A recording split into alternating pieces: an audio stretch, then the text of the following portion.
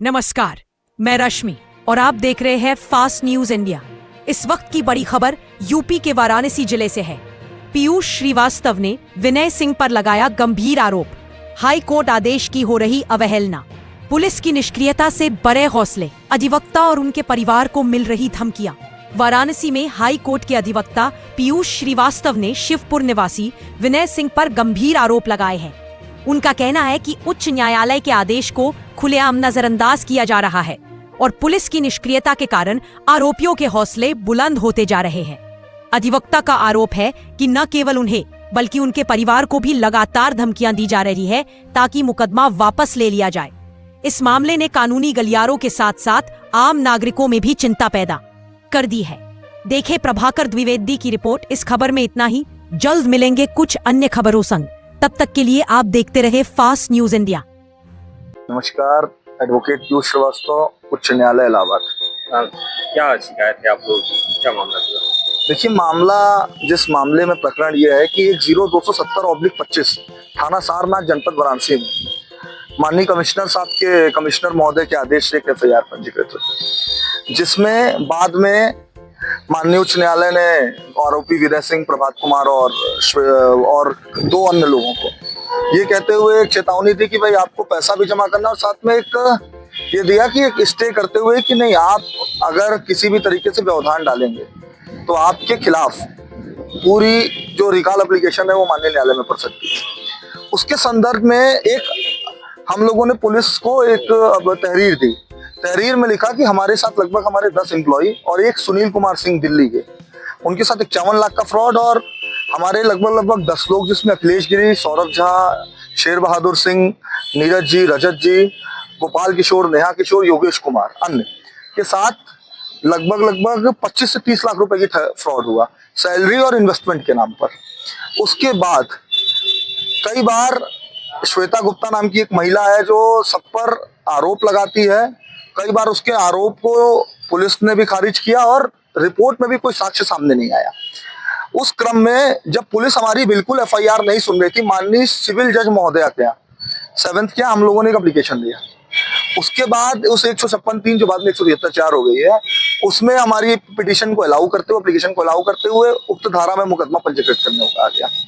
इससे पहले 15-20 दिन, 1 महीने का इंतजार किया गया। पुलिस ने मुकदमा लिखा और केवल हिला हवाली हमारे और हमारे क्लाइंट्स के साथ किया।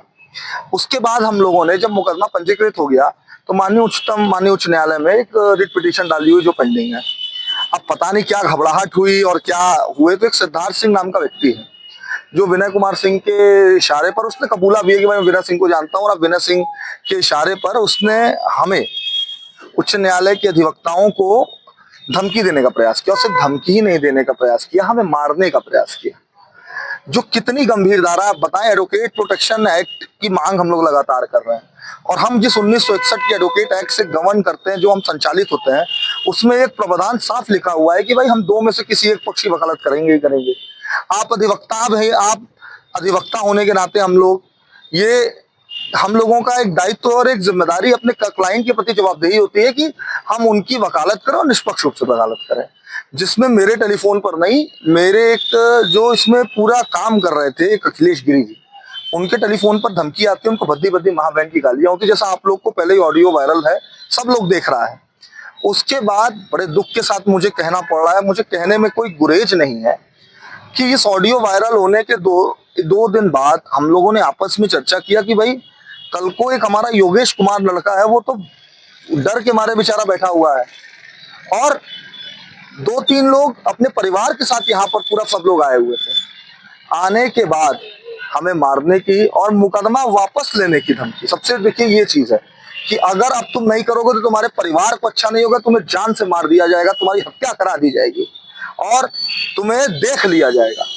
तो हम लोग के तो भाई बॉस माननीय चीफ जस्टिस महोदय होते हैं, हमारे उच्च न्यायालय के कुछ अधिवक्ता जो उनका मेंशन भी, और उसके बाद मेंशन करके उसके बाद फिर यहाँ के लोकल अधिवक्ताओं को मैं धन्यवाद देना चाहूंगा कि लोकल अधिवक्ताओं के द्वारा लगातार हम लोगों को एक जो प्रयास मिला और जो एक तरीके से हम लोग को सहानुभूति और जो ताकत मिली सारे लोग हम लोग कमिश्नर साहब के यहाँ गए। कमिश्नर के यहाँ हम लोगों ने एप्लीकेशन दिया, उच्च न्यायालय से भी लोग आए, सभी लोगों ने इस बात को किया। और मैं धन्यवाद दूंगा अपने बार काउंसिल ऑफ इंडिया के सदस्य और मेंबर का कि बढ़ चढ़ करके बार के लोगों ने इसमें सहयोग किया और सब लोगों ने एक सुर में मेरे पक्ष में ये कहा कि भाई ऑडियो वायरल है, पुलिस को एफआईआर करनी चाहिए। पुलिस को इतना दबाव बार के बनाने के बाद फिर पुलिस ने एक एफआईआर दर्ज की। अब आपको मैं ट्विस्ट बताता हूं कि मामला खराब क्या है कि जिस धारा में एफआईआर पंजीकृत होनी चाहिए थी, जैसे माननीय न्यायालय का था कि उच्च धाराओं में पंजीकृत एफआईआर करें, 10270 में आप 409, 419, 420 लगाते हो, 409 भी लगाते हो। हमारी एफआईआर में आप ऐसा कुछ नहीं करते हो। क्यों संरक्षण दे रही है पुलिस, मुझे समझ में नहीं आ रहा, जबकि मामला दोनों का एक ही व्यक्ति द्वारा, एक ही आरोपी द्वारा ये काम किया जा रहा है। और उसके बाद हमें गाली गलौज होना, अधिवक्ताओं को ये होना, ये मामला माननीय न्यायालय तक भी गया। इसमें ऑलरेडी क्रिमिनल रिट पिटीशन है और हम लोग सुप्रीम कोर्ट की तैयारी कर रहे हैं। सुप्रीम कोर्ट में हम लोग वेकेशन के बाद जाएंगे और उनको पहले तो ये चेतावनी भी है और इस तरीके का कृत्य बिल्कुल बर्दाश्त योग्य नहीं है। कितने लोग पीड़ित है इसमें? भैया लगभग मैं आपको बता दूं कि महोदय इसमें कम से कम जो हम लोगों के संज्ञान में है 11 तो मेरे साथ हैं, 4 लोगों ने और किया हुआ है। मतलब मुझे लगता है सैकड़ों हजारों की संख्या में, क्योंकि जब एक गबन हुआ कितने लगभग 200-300 करोड़ तो सामने, और ये बहुत बड़ा अमाउंट है।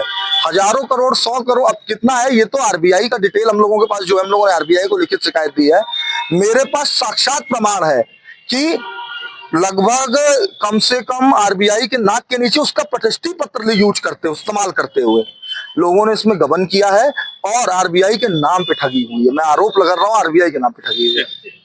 बताओ भैया। मेरा नाम अंकुर जायसवाल है। अंकुर, क्या हुआ है तुम्हारे साथ, क्या फ्रॉड हुआ? सर दरअसल मैं कोरेकल कैपिटल में पिछले साल भर से जॉब कर रहा हूं और पिछले 4 महीने से मेरी सैलरी नहीं दी जा रही है। आवाज़ उठाने पर मुझसे हमेशा जब भी मैं पूछने जाता हूं तो विनय सिंह और श्वेता गुप्ता उसमें एचआर हेड है, उनके कहने पर 2 से 3 दिन में सैलरी आ जाएगी। बार बार ये पिछले 3 से 4 महीने से बोला जा रहा है। और उसके बाद जब मैं आवाज़ उठाया तो आवाज़ उठाने के बाद मुझे बोला गया कि तुमको जान से मार देंगे, हमको धमकी दी गई।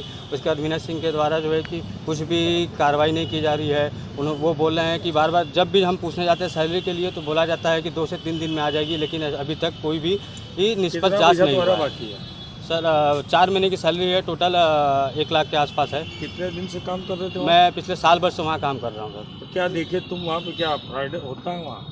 अब ये तो सर पहले से मुझे पता नहीं था फ्रॉड होगा। मैं जब ज्वाइन किया था तो उस टाइम पे सैलरी आ रही थी, लेकिन फिर उसके बाद धीरे धीरे उन्होंने सैलरी पहले होल्ड करना शुरू किया। होल्ड करने के बाद पहले हमारी सैलरी टाइम पर आती थी, फिर उसके बाद धीरे धीरे उन्होंने होल्ड करना शुरू कर दिया। होल्ड करते करते फिर कुछ बताया नहीं, बिना कुछ बताए सैलरी होल्ड कर दिया।